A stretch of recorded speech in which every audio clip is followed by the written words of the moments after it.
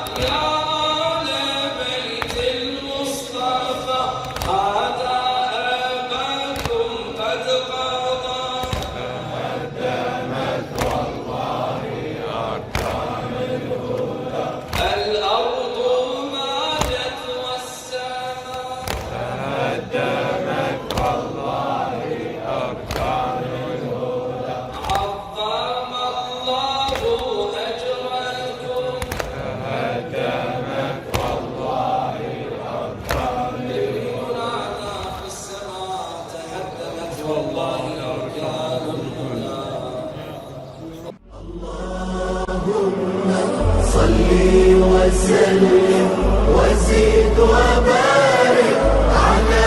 رسول